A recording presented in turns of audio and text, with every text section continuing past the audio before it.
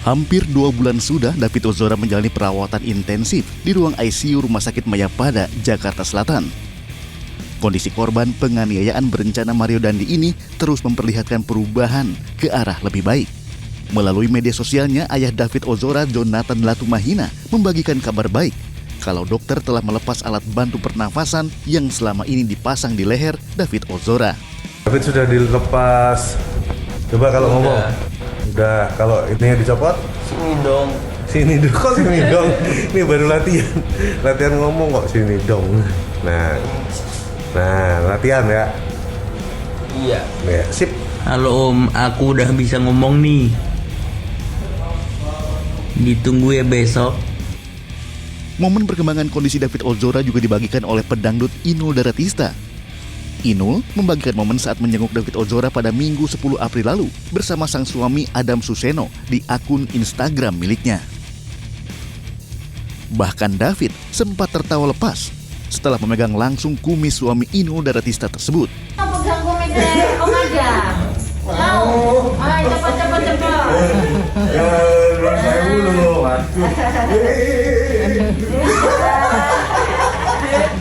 Izin dulu dong. Izin.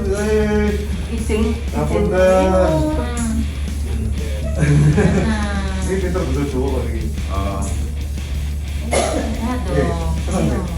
Harus dapat pegang kumis, harusnya lebih baik terus ya. Amin. Meski terus menunjukkan kemajuan, namun hingga kini David masih belum bisa mengenali orang sekitar, termasuk sang ayah. Ya, 50 hari di ruang ICU, David sudah pasti alhamdulillah ada perkembangan yang cukup baik ya terkait dengan kognitif juga sudah mulai membaik. Namun respon yang diberikan oleh David itu sebenarnya sifatnya masih satu arah. Artinya David belum bisa merespon sifatnya dua arah, komunikasi yang dua arah itu David belum bisa. Dan sampai hari ini dia manggil ayahnya yang biasanya dia panggil bapak, dia masih panggil Joe. Ya mungkin ngikutin semua orang yang panggil Joe. Jadi masih anak-anak banget ya. Masih ya ngomongnya masih anak-anak banget. 50 hari dirawat di rumah sakit, biaya pengobatan David mencapai 1,2 miliar rupiah. Hal tersebut diungkap oleh Hakim Sri Wahyuni Batubara dalam sidang putusan anak AG pada 10 April lalu. Dan terhadap biaya perobatan anak korban di rumah sakit sudah sebesar 1,2 miliar dan sampai saat ini tidak ada bantuan perobatan dari keluarga saksi Mario Dandi Satrio alias Dendi dan keluarga Sen Lukas Roto Pangundian Lumantoron alias Sen dan juga dari keluarga anak. Menurut kuasa hukum David Ozora, Melissa Anggraini, LPSK sudah menetapkan restitusi yang akan diterima oleh David Ozora. Akan tetapi, ia mengaku tidak tahu menahu perihal kalkulasinya seperti apa. LPSK menyampaikan sudah menyusun terkait restitusi, tetapi kita juga tidak mengetahui bagaimana proses penghitungannya. Kita serahkan saja karena itu merupakan hak yang melekat terhadap anak korban terkait restitusi. Jadi kita serahkan saja kepada LPSK dengan pertimbangan majelis nantinya sehingga nanti keadilan yang diperoleh oleh David ini sempurna. Dalam persidangan vonis AG Senin 10 April, hakim mengungkapkan fakta kalau Mario Dandi sudah berniat untuk menganiaya David Ozora sebelum menemuinya. Setelah mendengar aduan dari AG soal pelecehan seksual yang diterimanya.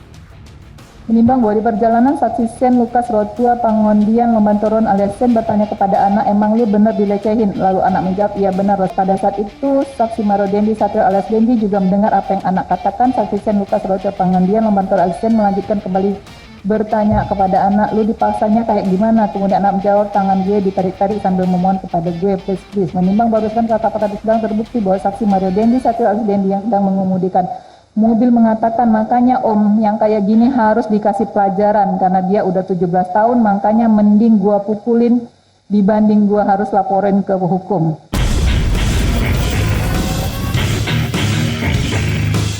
David ini mengalami diffuse axonal injury stage 2. Penyebabnya adalah trauma keras yang menyebabkan otaknya berputar dan syaraf-syarafnya putus semua. Secara medis, David koma dari hari Senin tanggal 20 Februari 2023 sampai hari Senin selanjutnya. atau komanya selama 8 hari. Koma atau tidak itu rumah sakit punya skala namanya Glasgow Coma Scale.